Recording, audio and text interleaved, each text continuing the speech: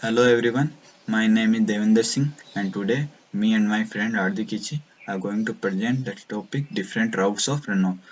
First we will see that what is runoff and then we will see its different routes and in the end we will solve some question based upon it. So runoff is defined as flowing off of precipitation over ground surface. It includes water traveling over land surface, water traveling through channels to reach a stream, and water that infiltrate the soil surface due to gravity toward stream channels.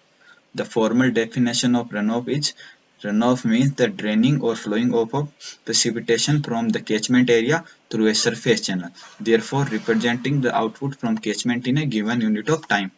And we will measure total runoff by total precipitation minus lossage.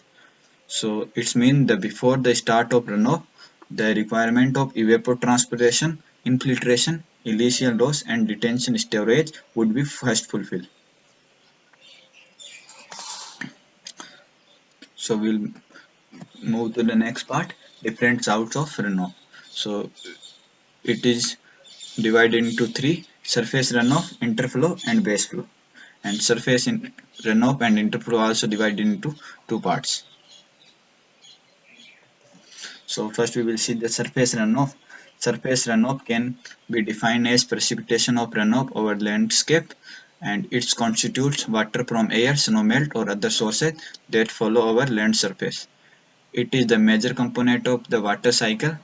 Due to the urbanization, surface runoff quantity increase because the building restricts percolation of water down the soil. Surface runoff is classified into two parts, overland flow and open channel flow. First we will see that overland flow. It is defined as surface flow that is outside the confines of a stream channel, and it is divided into two primary mechanisms. First is infiltration axis, that is when infiltration rate is less than the input water rate at the land surface, and second is saturation axis, when infiltration capacity is more than the rainfall intensity. So we will see in the picture 1 and 2, there is in picture 1 infiltration rate is low, and in the picture 2 due to high infiltration rate the subsurface becomes saturated. So we'll move to the next part, open channel flow. An open channel flow describe the motion of flow in open channel, and the canal is example of it. And now we will move to the next part of runoff, that is interflow. It is defined as horizontal movement of water below the land surface, usually when the land surface is completely saturated, and it occurs when high permeable geological unit is located above a less permeable one. It means it depends upon hydraulic conductivity of geological unit. Interflow is divided into two parts, prompt interflow and delayed interflow. When the interflow is observed for a short period of time, it is known as prompt interflow. And the when time lag between infiltration and outflow is long, then flow is known as delayed interflow. So now we will see the base flow. It is not completely considered to be the runoff, but it is water present in the ground which flow into a channel over a long period of time with a certain delay, and it is maintained as long as water table remain above the stream bottom.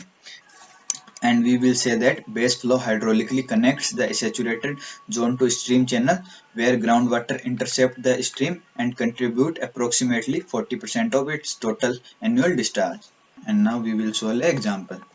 So first question is, of which components direct runoff is made of? And the direct runoff is defined as runoff which enter the stream immediately after the rainfall. So the correct answer would be option A, surface runoff, prompt interflow and channel precipitation. And here is another example, you can try it. And here are some sources if you want to explore more about the topic. And thank you for watching this.